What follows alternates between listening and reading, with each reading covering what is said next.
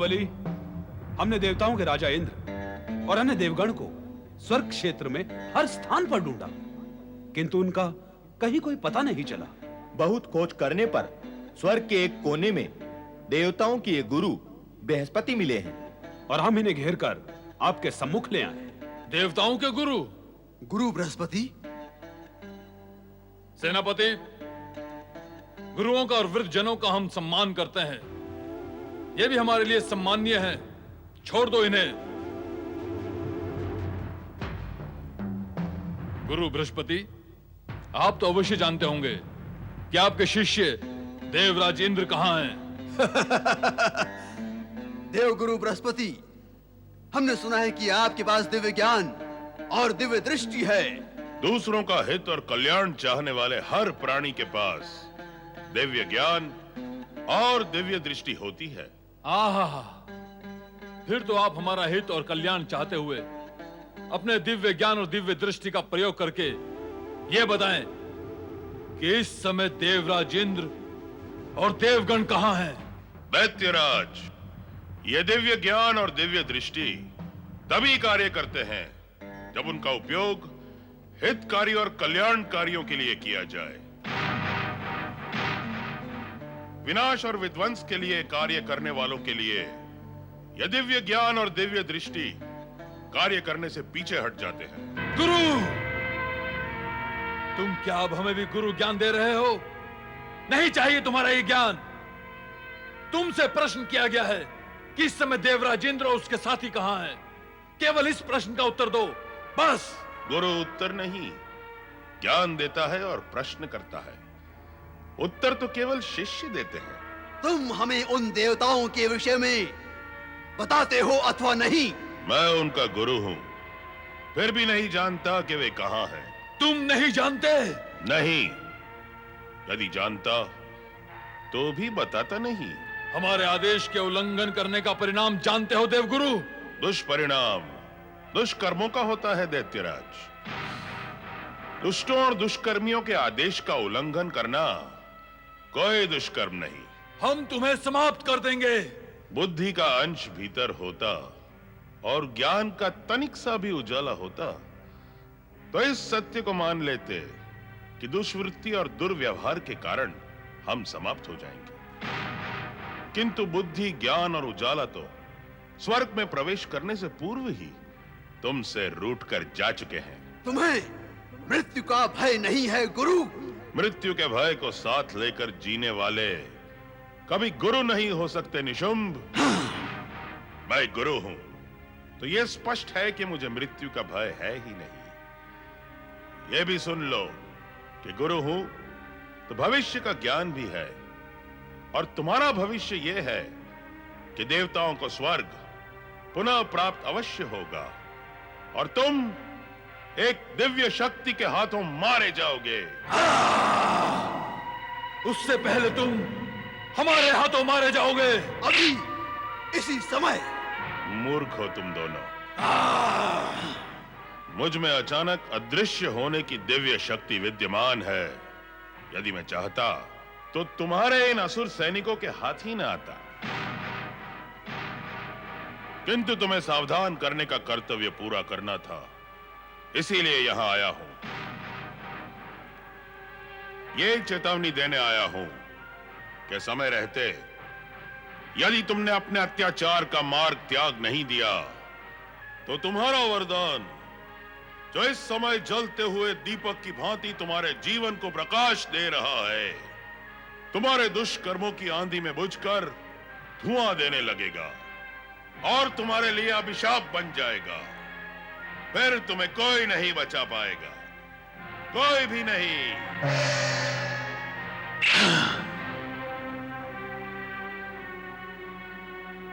नारायण नारायण। देवर्षि, देवर्षि, हम आप ही को ढूंढ रहे थे। ताकि मैं आपके लिए कोई आश्रम ढूंढ सकूं। हाँ, श्री हरि विष्णु की भी ऐसी ही इच्छा है कि आप हमें किसी ऋषि मुनि के आश्रम में ले जाएं। समय की बलिहारी है देवराज, समय की बलिहारी है। समय कितना बलवान होता है, यह साक्षात आज प्रकट हो ही गया। वो कैसे देवर्षि? वो ऐसे देवराज, ऋषि मुनि यज्ञ करते हैं, आप देवताओं का आह्वान करते हैं आपकी कृपा दृष्टि प्राप्त करने के लिए, और आज आपको ही उनके शरण में जाने और उनकी कृपा दृष्टि प्राप्त करने की आवश्यकता पड़ी। समय की बलिहारी है देवराज, समय की बलिहारी। क्या किया जा सकता है देवर्षि? भगवान श्री हरि विष्णु हमारे शुभचिंतक एवं रक्षक हैं। उनकी आज्ञा का पालन तो हमें करना ही होगा। भगवान श्रीहरि ने यह भी कहा है कि एकमात्र आप ही हमारी सहायता कर सकते हैं। जब मेरे आराध्य भगवान श्री हरि विष्णु ने यह कहा है तो मैं उनकी आज्ञा का पालन करने के लिए प्रतिबद्ध हूं। आप आए मेरे साथ, मैं आपको शौनक ऋषि के आश्रम में ले चलता हूं।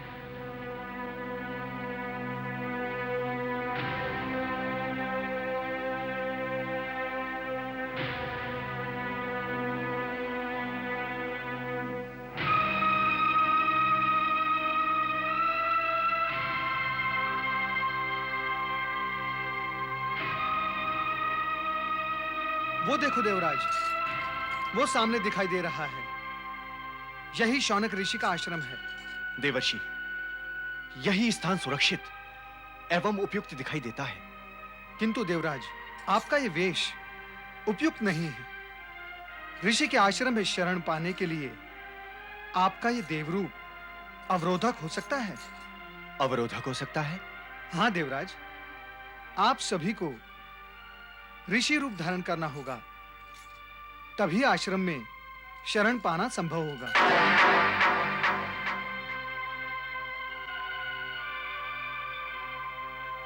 ओम नमः शिवाय। हर हर महादेव। नारायण नारायण। अच्छा तो ये बात है, अभी दैत्यराज को सूचित करता हूं। ओम ब्रह्मणे स्वाहा। ओम ब्रह्मणे स्वाहा। नारायण नारायण। ऋषि शौनक को नारद का प्रणाम।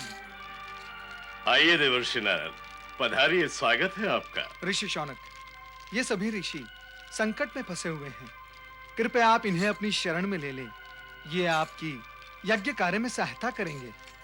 आप लोग कहां से आ रहे हैं? क्या संकट आ पड़ा है आप लोगों पर? जी ऋषिवर, हम संकट से आ रहे हैं और अब हम संकट मुक्त होना चाहते हैं, इसीलिए हम आपकी शरण में। किंतु आप आ कहां से रहे हैं? हम ऋषिवर, इनके आश्रम पर राक्षसों का आक्रमण हुआ था। अत्यंत कष्ट और कठिनाई से ये अपने प्राण बचाकर यहाँ तक आ सके हैं। आपका शुभ नाम? नाम? हाँ, नाम है। नाम नारायण नारायण। इनका नाम है ऋषि पुरेंद्र। हाँ। इनका नाम है ऋषि पावक, और ये है ऋषि वरिधि और मरुत। कृपया आप इन पर कृपा करें। देवर्षि नारद, आप इन्हें अपने साथ लाए हैं और फिर ये संकटग्रस्त हैं। ऐसी स्थिति में इन्हें मुझे अपने साथ रखने में क्या आपत्ति हो सकती है?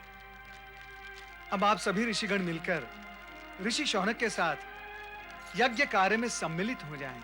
अवश्य अवश्य। महाशक्तिशाली महाबली दैत्यराज शुंभ की जय। महाशक्तिशाली दैत्यराज निशुंभ की जय। कहो गुप्तचर, क्या समाचार लाए हो? समाचार शुभ नहीं है दैत्यराज शुंभ। शुंभ को शुभ अशुभ सभी प्रकार के समाचार सुनने का अभ्यास हो चुका है। तुम समाचार कहो। इंद्र और देवताओं ने आपके विरुद्ध षड्यंत्र आरंभ कर दिया है। वे नारद के साथ ऋषि बनकर एक आश्रम में पहुंच गए हैं। इंद्र, हम नष्ट कर देंगे इन देवताओं को। गुप्तचर, सैनिकों को लेकर तुरंत जाओ और आश्रम से इंद्र और देवताओं को बंदी बनाकर ले आओ। जाओ। आपकी आज्ञा का पालन होगा दैत्यराज। सैनिकों चलो। महाबली दैत्यराज शुंभ की जय। दैत्यराज निशुंभ की जय। ओम इंद्राय स्वाहा। ओम इंद्राय स्वाहा। ओम इंद्राय स्वाहा। कहाँ है देवता यहाँ? इसी आश्रम में इंद्र और देवगण ऋषि बनकर छिपे हुए हैं।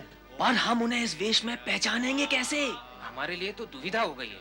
कोई दुविधा नहीं, हम मारेंगे देवताओं को। पर कैसे? हमें कैसे पता लगेगा कि यही ऋषि देवता हैं? आवश्यकता ही नहीं है, जो सामने आए उसे मारो, वध कर दो उसका। उत्तम उपाय है। इन ऋषियों ने अपना वेश देकर देवताओं को छिपाया है, तो अब इन्हें भी दंड मिलना ही चाहिए। हाँ, हम सामने आए सभी ऋषियों का वध कर देंगे। उनमें से जो देवता होंगे वो भी मारे जाएंगे। किंतु निर्दोष ऋषियों को मारने की आवश्यकता भी क्या है? हम राक्षस हैं, राक्षस। दोषियों और निर्दोष के विषय में विचार करना हमारा काम है क्या? और यदि हम ऋषियों को नहीं मारते तो देवताओं को पहचानेंगे कैसे? मानवों और देवताओं में ही प्रथा होती है दोषियों को दंड देने की, हम राक्षसों में नहीं। और यदि हम यहाँ से देवताओं को बिना मारे लौटे तो क्या दैत्य राज शुंभ निशुंभ हमें जीवित छोड़ देंगे? कभी नहीं छोड़ेंगे। अब अधिक विचार करने की आवश्यकता नहीं है, आगे बढ़ो। सभी ऋषि मुनियों को मृत्यु दंड दे दो। आगे बढ़ो।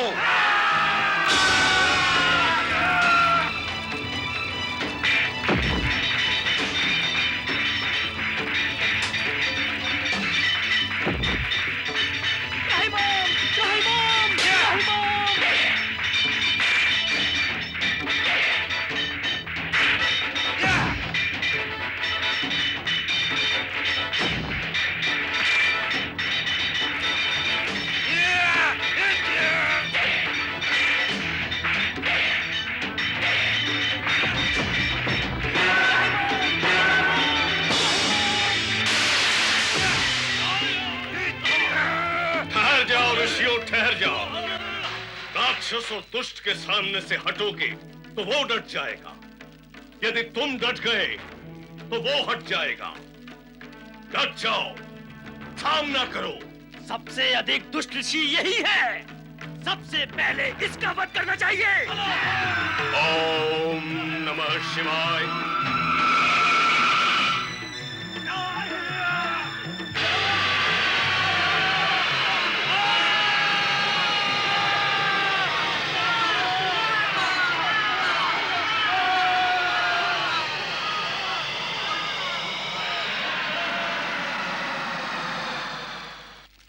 ऋषिवर शौनिक की, ऋषिवर शौनिक की, ऋषिवर शौनिक की।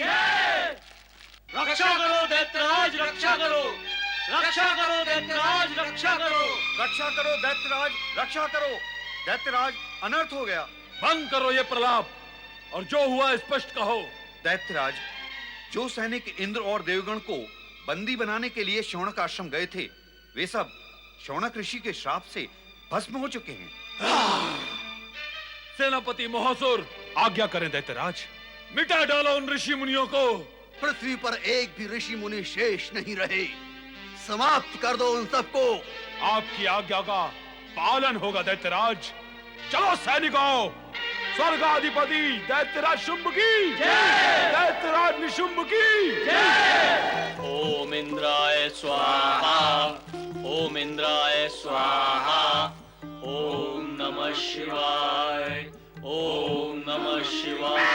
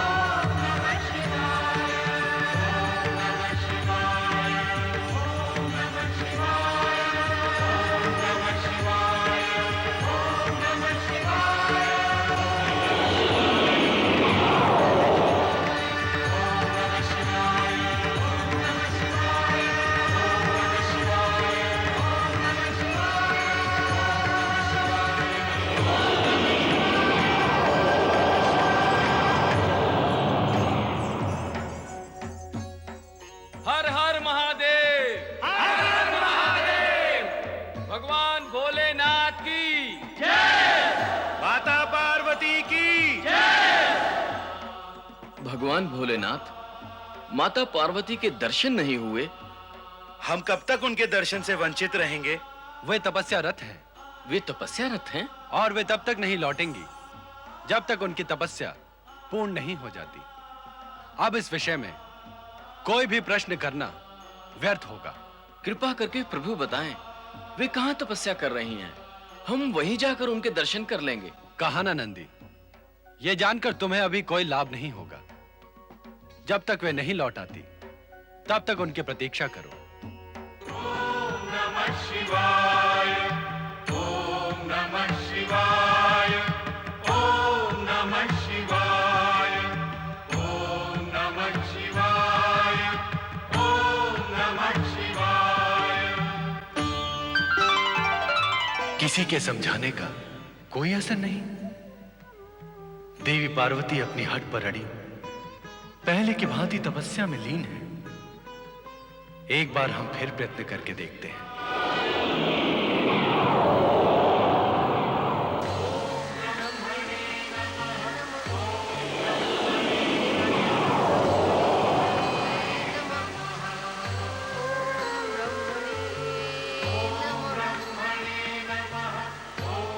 पार्वती, देवी पार्वती,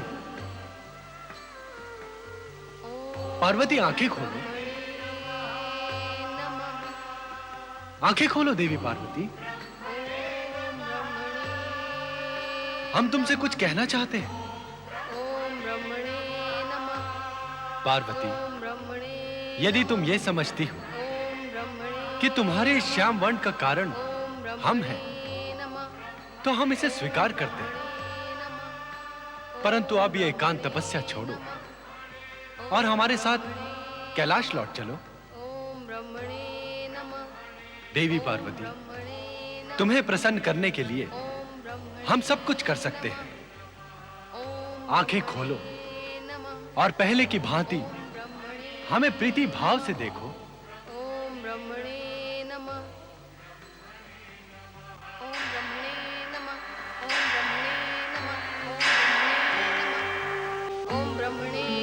तो तुम आंखें नहीं खोलोगी, पर इतना तो जानती हो कि हम नटराज भी हैं।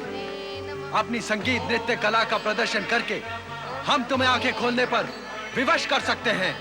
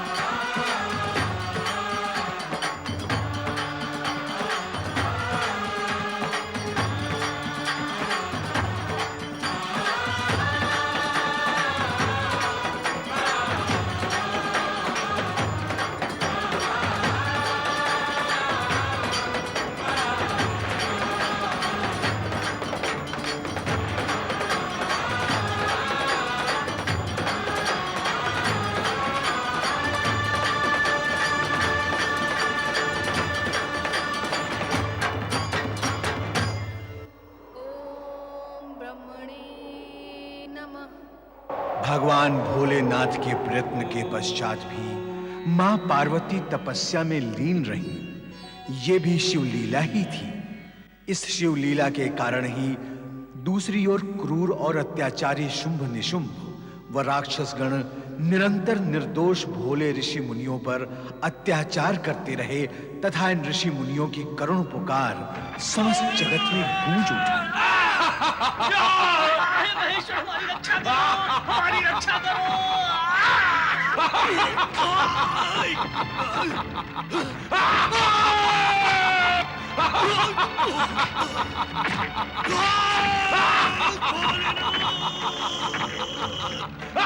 ब्रह्मदेव हमारी रक्षा करो, ब्रह्मदेव हमारी रक्षा करो।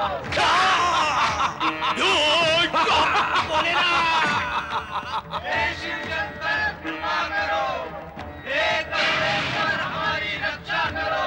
ब्रह्मदेव। देवी सरस्वती, शुंभ निशुंभ के अत्याचार अपनी चरम सीमा तक पहुंच गए हैं। हमें शीघ्र ही कैलाश जाना होगा। हर हर महादेव, हर हर महादेव। ब्रह्मदेव, हमने आपकी इच्छा का सम्मान करते हुए देवी पार्वती से रुक्ष व्यवहार करते हुए उन्हें काली कहा था। अब आप उनकी तपस्या सफल करके शुंभ निशुंभ के अंत का उपाय करें। जैसी आपकी इच्छा देवेश्वर।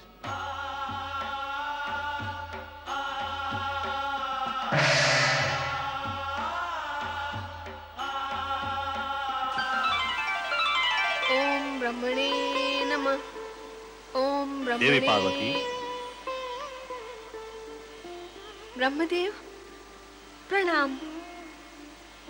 देवी पार्वती, आपकी तपस्या सफल हुई।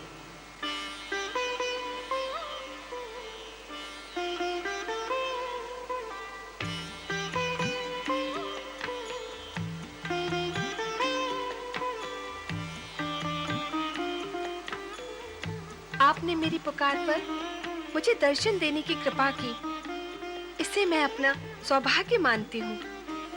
किंतु तपस्या की सफलता तब मानी जाएगी ब्रह्मदेव, जब आप मुझे मेरा पूर्व वर्ण और रूप पुनः प्रदान करेंगे। मैं शिवाज्ञा से इसी उद्देश्य की पूर्ति के लिए यहाँ प्रकट हुआ हूँ देवी। यदि आप शिवाज्ञा से यहाँ प्रकट हुए हैं, तो मुझे इतना बताने की कृपा और करें कि क्या मुझे काली का रूप भी शिव इच्छा से ही मिला था? ब्रह्मदेव, आपने मेरे प्रश्न का उत्तर नहीं दिया। अब मैं क्या उत्तर दूं देवी? आप स्वयं शक्ति स्वरूपा हैं। आप ये भी जानती हैं कि कोई भी कार्य शिवेच्छा के बिना नहीं होता। ब्रह्मदेव, कृपा कर मुझे ये बताएं कि क्या थी वो शिवेच्छा जिसके कारण मुझे श्याम वर्ण प्राप्त हुआ और ये कठोर यातना भुगतनी पड़ी। बताएं ब्रह्मदेव, बताएं। ये यातना नहीं, एक कर्तव्य था देवी। अब मेरे वरदान के साथ वो कर्तव्य पूर्ण होने जा रहा है। कर्तव्य पूर्ण होने जा रहा है? वरदान से? हाँ देवी, मैं आपको ये वरदान देता हूं कि आपके श्याम वर्ण से श्याम वर्ण वाली एक अजन्मा दिव्य कन्या उत्पन्न हो और आपको अपना गौरवर्ण एवं रूप पुनः प्राप्त हो।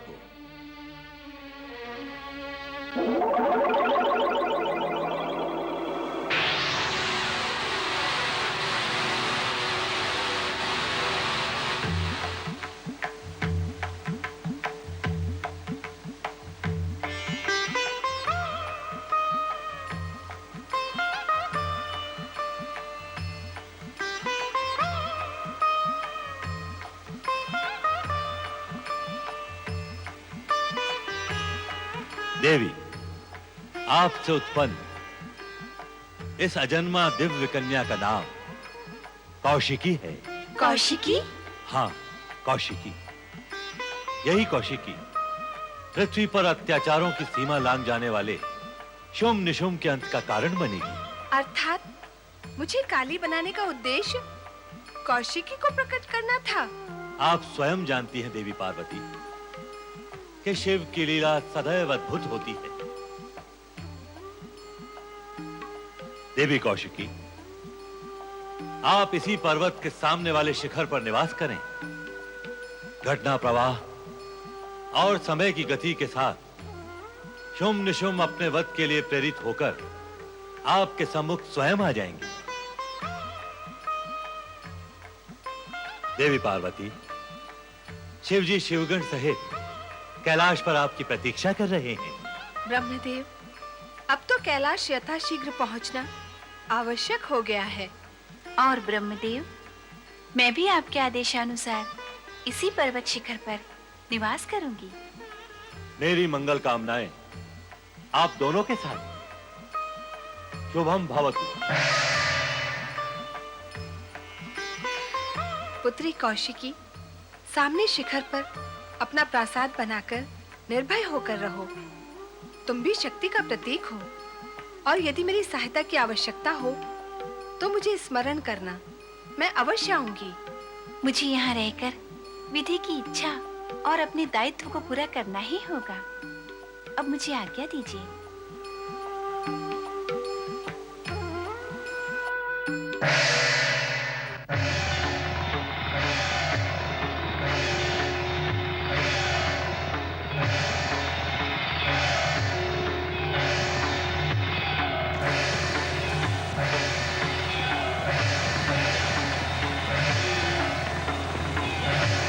परम शक्ति स्वरूपिणी महादेवी कौशिकी की जय।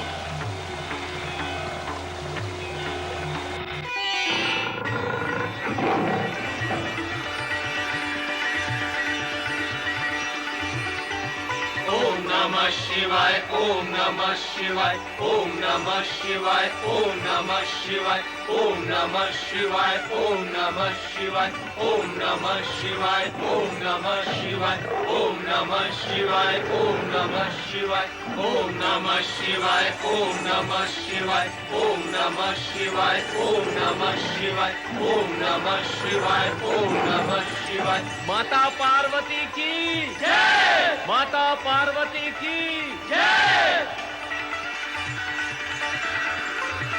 भगवान भोलेनाथ शिव शंकर की जय। देवाधिदेव महादेव की जय, माता पार्वती की जय। कैलाश पर आनंद फिर से व्याप्त हो गया है। हाँ नंदी भैया, भगवान शिव और माता पार्वती के बिना कैलाश सूना हो गया था। अतीत की पीड़ा भूल जाओ, वर्तमान का आनंद लो और गौरी शंकर की जय बोलो। कैलाशपति महेश्वर की जय, माता पार्वती की जय।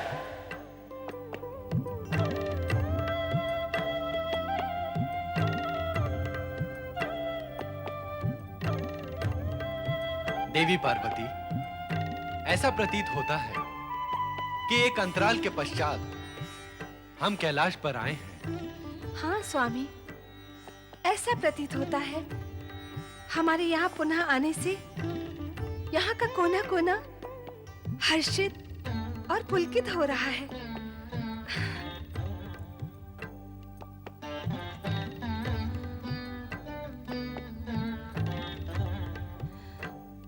लगता है हमारे पुनरागमन से यहाँ का पवन भी नृत्य कर रहा है। प्रसन्न और पुलकित होकर पवन नृत्य मग्न है। प्रसन्न तो हम भी हैं। हम भी क्यों ना नृत्य करें? अर्थात मैं आपके साथ नृत्य करूं? आप तो नटराज हैं। मैं कब तक नृत्य में आपका साथ दे सकूंगी? मैं शिव हूं तो तुम भी शक्ति हो। जब नृत्य में मग्न हो जाएंगे तो साथ और संग बना रहेगा।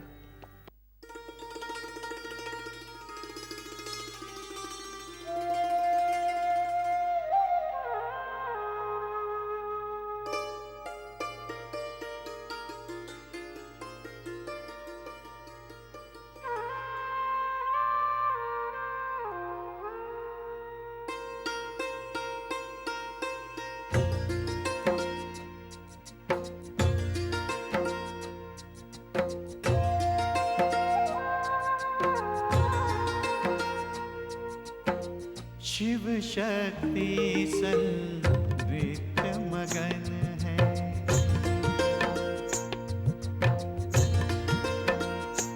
ओ शिव शक्ति संवृत्त मगन है। हर्षित पुलकित धरा गगन है। ओ शिव शक्ति संवृत्त मगन है। ओ शिव शक्ति संवृत्त मगन है। हर्षित पुलकित धरा गगन है। ओ शिव शक्ति संवृत्त मगन है। शिव शक्ति संवृत्त मगन है।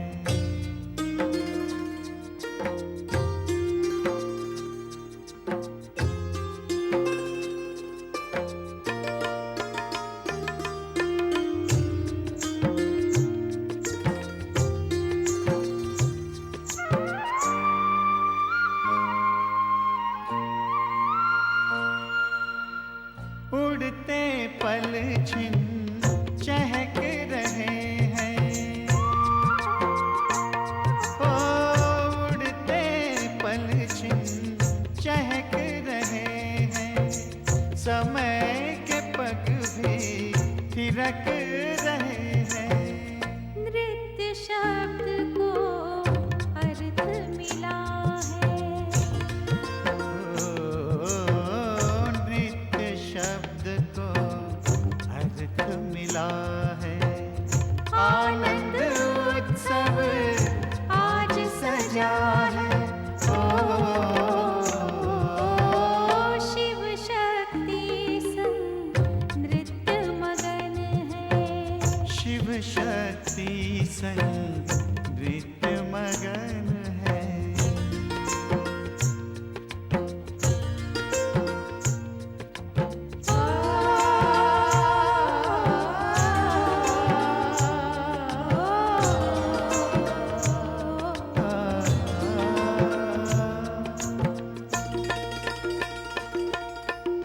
शिव शंकर है जीव के जीवन। ओ शिव शंकर है जीव के जीवन। शक्ति है यौवन का यौवन। शक्ति ज्योति शिव है नैना। ओ शक्ति ज्योति शिव है नैना। करते नमन इनको दिन रैना। शिव शक्ति संवृत्त मगन है।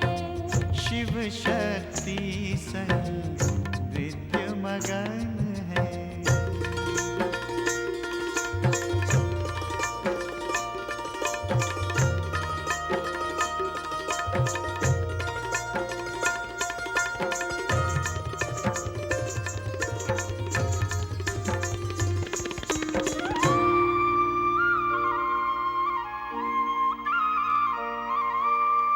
शिव है नर तो शक्ति नारी।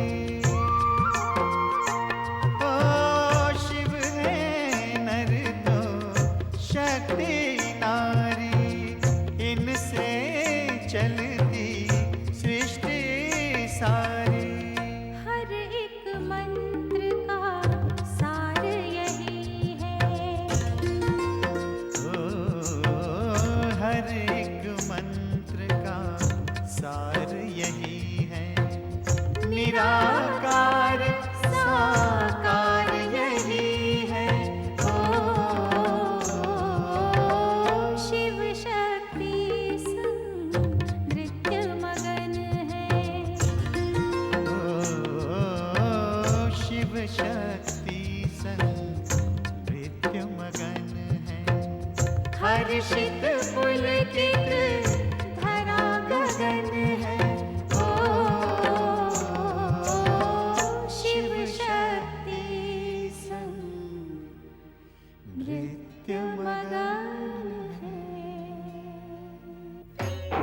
ओम नमः शिवाय ओम नमः शिवाय ओम नमः शिवाय ओम नमः शिवाय ओम नमः शिवाय ओम नमः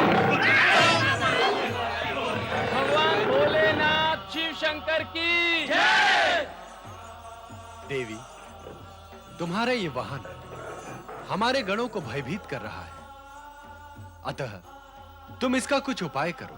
स्वामी, सत्य तो यही है कि ये आपकी इच्छा से ही देव से बाघ बनकर मेरी सेवा में आया है। अब आपकी इच्छा अनुसार ही मैं इसे गणाध्यक्ष का रूप प्रदान करूंगी और इसका नाम सोमनंदी होगा।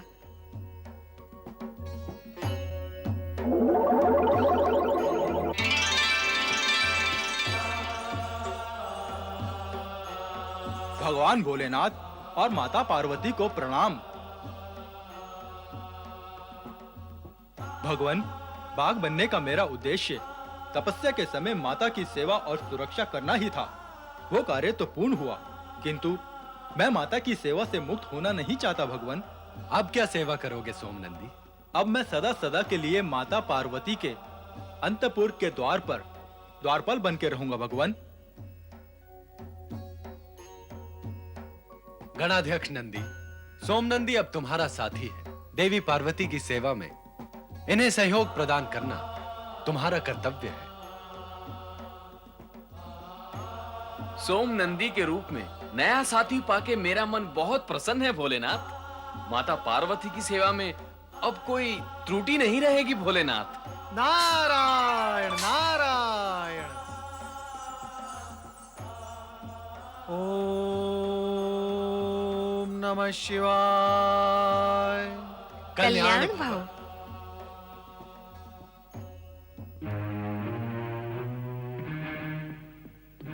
हे सत्पुरुष, मैं आपको प्रथम बार यहां देख रहा हूं। क्या आप अपना परिचय देने का कष्ट करेंगे?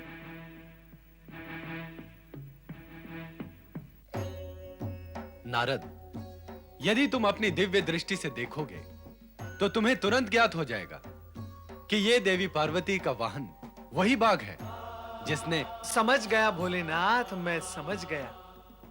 आपके चरणों में आकर माता पार्वती के वाहन का भयानक रूप सौम्य रूप में परिवर्तित हो गया। मैं समझ गया। और इस गण का नाम सोमनंदी है। उत्तम, अति उत्तम।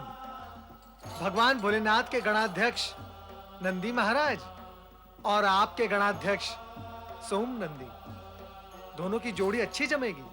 वो तो अच्छी रहेगी ही, अब ये भी अच्छा रहेगा यदि तुम अपने यहाँ आने का उद्देश्य स्पष्ट करो। हाँ नारद, बिना उद्देश्य तो आप कभी आते नहीं।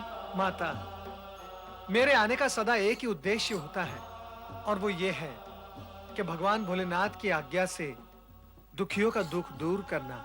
इस बार किन दुखियों के विषय में कहने आए हो? माता, क्या आप शरणार्थी देवताओं और शुंभ निशुंभ के अत्याचारों से परिचित नहीं हैं? हे भोलेनाथ, अब ये दुख मुझसे देखा नहीं जाता। आप कुछ उपाय करें। नारद, अजन्मा गौरी पुत्री कौशिकी का अवतार किस लिए हुआ है? इस सत्य से तो तुम अनभिज्ञ नहीं हो। इसीलिए दुख से उबरने के लिए देवताओं के लिए यही उचित होगा कि वे उनकी शरण ग्रहण करें।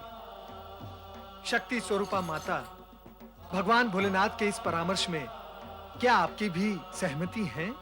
नारद, संपूर्ण कार्य तो दोनों की सहमति से ही पूर्ण होते हैं। मुझसे उत्पन्न कौशिकी को मैं समय समय पर पूर्ण सहायता प्रदान करूंगी। इस ओर से तुम निश्चिंत रहो। ओम नमः शिवाय। नारायण नारायण। जब मैं इन देवताओं से बचकर रहना चाहता हूँ तो ये मेरे पीछे पीछे चले आते हैं, और जब मैं इन देवताओं के हित के लिए इन्हें ढूंढता हूँ तो ये दिखाई नहीं देते। नारायण नारायण। मैं तो ये चाहता था कि इन देवताओं को उनकी दुख निवृत्ति का उपाय बताऊं, पर किसे बताऊं और कैसे बताऊं? किंतु मैंने प्रयत्न किया है। अब उपाय ना बताने का दोष मुझ पर नहीं, मैं तो चला भगवान श्री हरि विष्णु के शरण में। देवर्षि, उपाय बताएं, हमें निवृत्त होने का उपाय बताएं। हम तो स्वयं आपको खोजते हुए इधर उधर भटक रहे हैं। नारायण नारायण, यदि आप मुझे ढूंढते हुए इधर उधर भटक रहे थे तो मुझे आप दिखाई क्यों नहीं दिए? सत्य तो ये है देवऋषि कि शुंभ निशुंभ के अत्याचारी राक्षसों से बचने के लिए हम अदृश्य होने के लिए विशेष शक्तियों का प्रयोग करते रहते हैं। यदि आप अपनी दिव्य दृष्टि का उपयोग करते तो हम आपको अवश्य दिखाई देते। स्वर्ग विजेता दैत्यराज शुंभ निशुंभ की जय। स्वर्ग विजेता दैत्यराज शुंभ निशुंभ देवर्षि, की जय। देवर्षि आप भी अदृश्य हो जाएं, अन्यथा वे आप पर भी प्रहार करेंगे। शुंभ निशुंभ की नारायण नारायण। स्वर्ग विजेता दैत्यराज शुंभ निशुंभ की जय। स्वर्ग विजेता दैत्यराज शुंभ निशुंभ की जय। स्वर्ग विजेता दैत्यराज शुंभ निशुंभ की जय। देवर्षि, इस संकट की मुक्ति के लिए हम क्या करें? देवराज, भगवान भोलेनाथ ने परामर्श दिया है कि आप माता पार्वती से उत्पन्न देवी कौशिकी की शरण में जाएं। देवी कौशिकी की शरण में जाएं? हाँ, शुंभ निशुंभ का अंत उन्हीं के हाथों होगा और माता पार्वती इस महान कार्य में उनकी सहायता करेंगी। बताएं देवर्षि, देवी कौशिकी कहाँ मिलेंगी? हम इसी समय उनकी शरण में जाना चाहते हैं। हिमालय के उच्च शिखर पर उनका महालय है, आप चलें मेरे साथ। मैं भी देवी कौशिकी के दर्शन के लिए अति उत्सुक हूँ। देवी कौशिकी की जय। शक्ति स्वरूपणी महादेवी कौशिकी की जय। शक्ति स्वरूपणी महादेवी कौशिकी की जय। शक्ति स्वरूपणी महादेवी कौशिकी की जय। ये महादेवी कौशिकी है कौन? महादेवी कौशिकी की जय। शक्ति स्वरूपणी महादेवी कौशिकी की जय। शक्ति स्वरूपणी महादेवी कौशिकी की जय। चलो आश्रम। महादेवी कौशिकी की जय। शक्ति स्वरूपणी महादेवी कौशिकी की जय। शक्ति स्वरूपणी महादेवी कौशिकी की जय। शक्ति स्वरूपणी महादेवी कौशिकी की जय। महादेवी कौशिकी, ब्रह्मा जी के वरदान के अनुसार आप ही उन दुष्ट असुरों का संहार कर सकती हैं।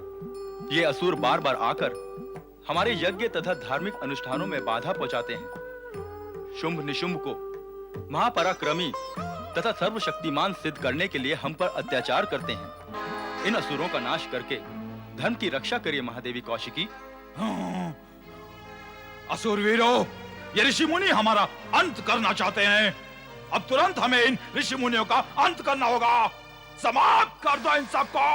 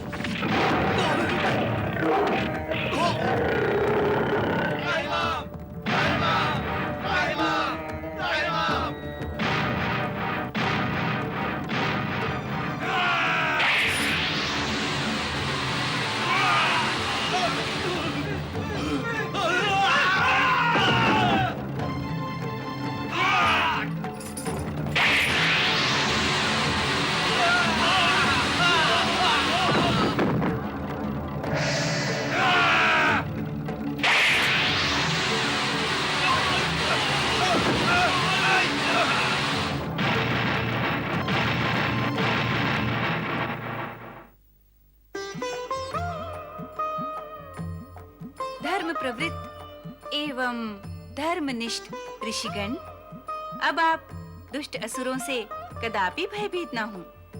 जब जब ये दुष्ट आप पर प्रहार करेंगे, तब तब मैं आपकी रक्षा करूंगी।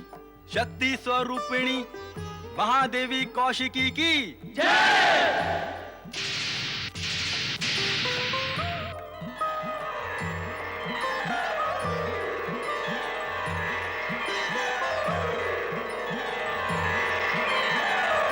शक्ति स्वरूपिणी महादेवी कौशिकी की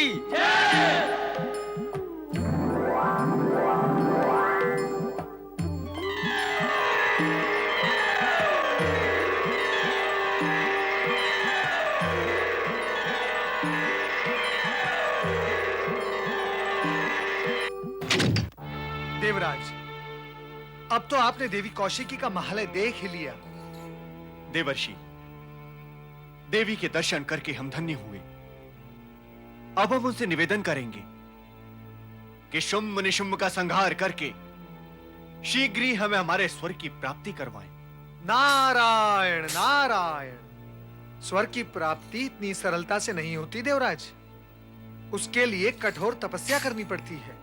स्वर्गाधिपति दैत्यराज शुंभ निशुंभ की जय। स्वर्गाधिपति दैत्यराज शुंभ निशुंभ की जय। स्वर्गाधिपति दैत्यराज शुंभ निशुंभ की जय। स्वर्गाधिपति दैत्यराज शुंभ निशुंभ की जय। स्वर्ग की सुविख्यात अप्सराओं, नृत्य कर हमारा मनोरंजन करो।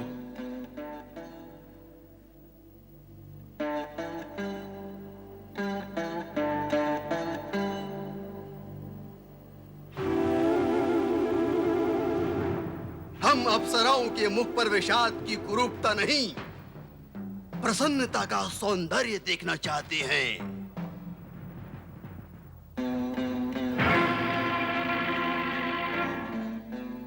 भैया, मैंने पहले ही आपसे कहा था कि ये अप्सराएं कभी भी हमारे सामने प्रसन्नता पूर्वक सुंदर नृत्य नहीं करेंगी। देवराज और देवगण का वियोग इन्हें सदा सताता रहता है। इससे तो अच्छा है कि हम इन्हें स्वर्ग से निकाल कर बाहर करें। भैया निशुंभ, यदि हमने ऐसा किया तो हमारा मनोरंजन कौन करेगा? हम स्वर्ग का सुख कैसे भोगेंगे? स्वर्ग विजयी असुराधिपति शुंभ निशुंभ की जय हो। जय हो दैत्यराज शुंभ निशुंभ की। महासुर, तुम्हारी सेना के अन्य सैनिक कहां हैं? अब मैं क्या बताऊं दैत्यराज?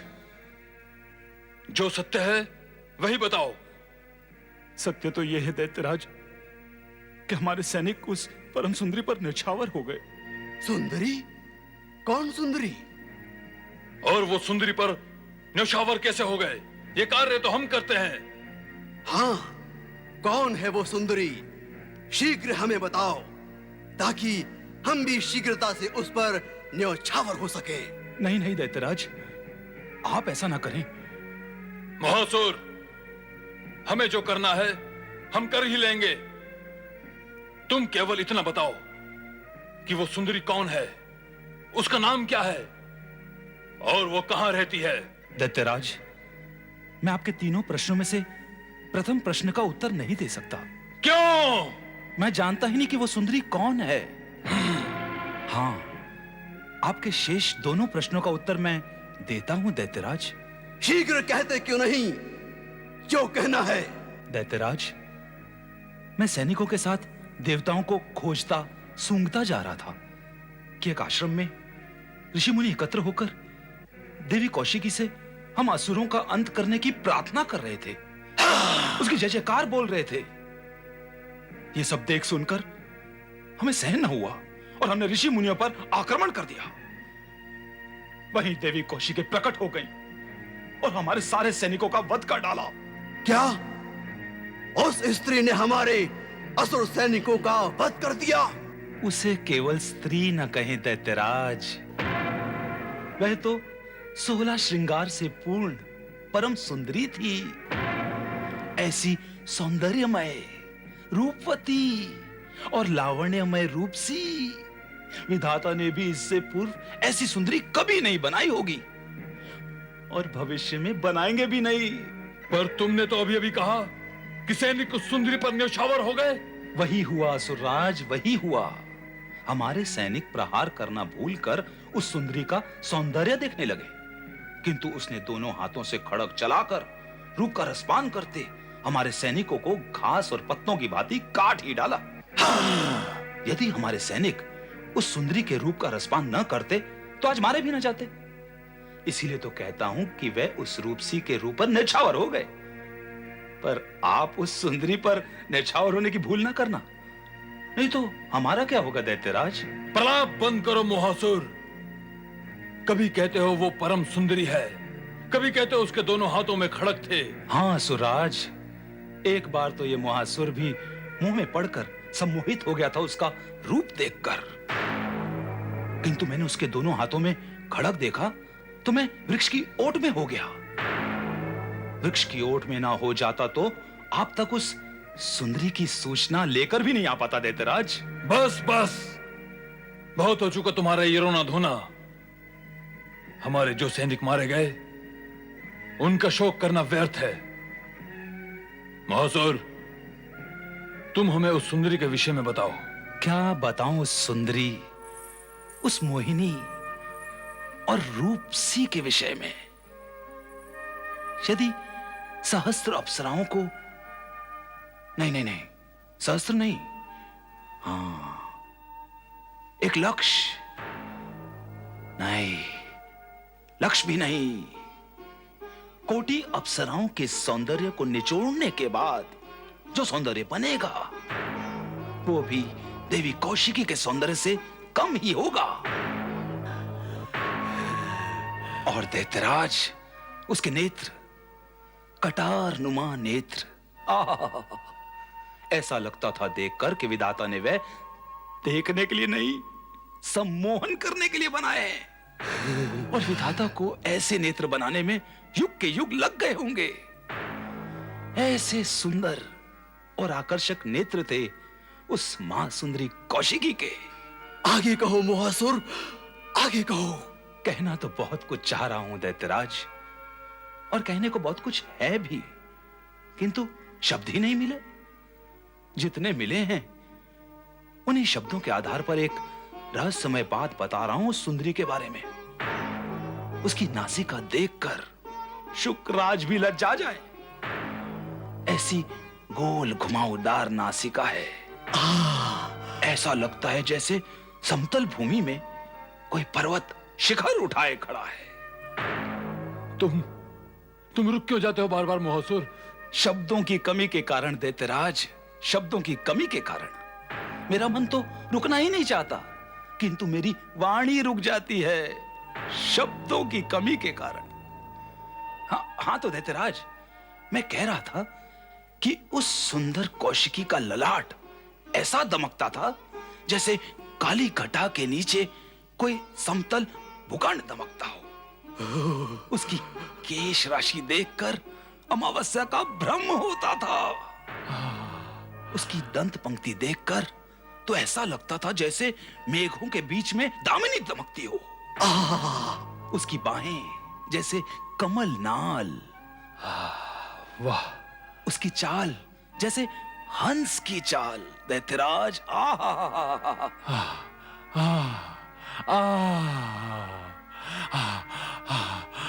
आगे आगे कहो मोहासुर। तुम तो कह रहे थे शब्द है ही नहीं तुम्हारे पास। तुमने तो शब्दों से उस सुंदरी का चित्र ही बना डाला मोहासुर। ये सब तो आपकी कृपा से संभव हुआ है दैत्यराज। मेरे शब्दों में आपने उस सुंदरी का चित्र देख लिया। मेरा परिश्रम सफल हो गया दैत्यराज। दैत्यराज शुंभ निशुंभ सेनापति मोहासुर के मुख से कौशिकी के रूप का सजीव वर्णन सुनकर अट्टहास करते हैं।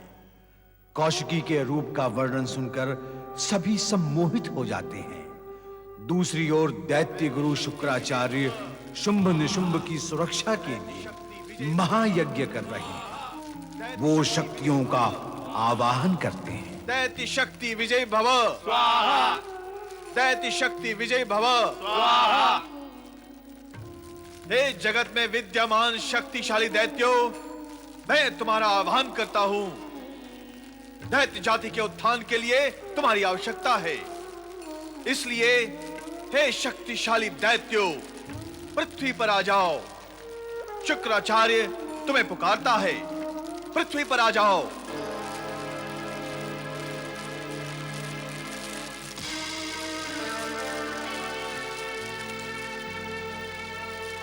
क्या मेरी सिद्धियां प्रभावहीन हो गई?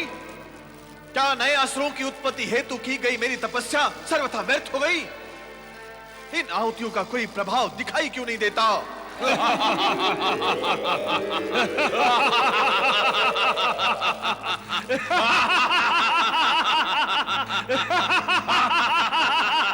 दैत्य गुरु शुक्राचार्य, पाताल से पृथ्वी तक आने में समय तो लगता ही है।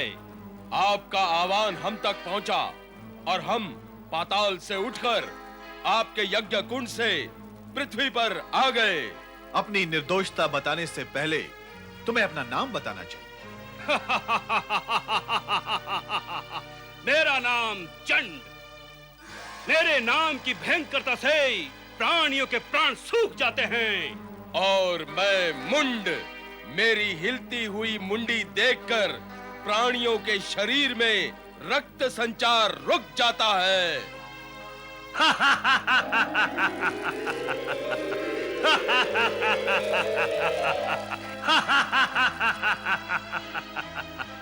प्रणाम दैत्य गुरु शुक्राचार्य।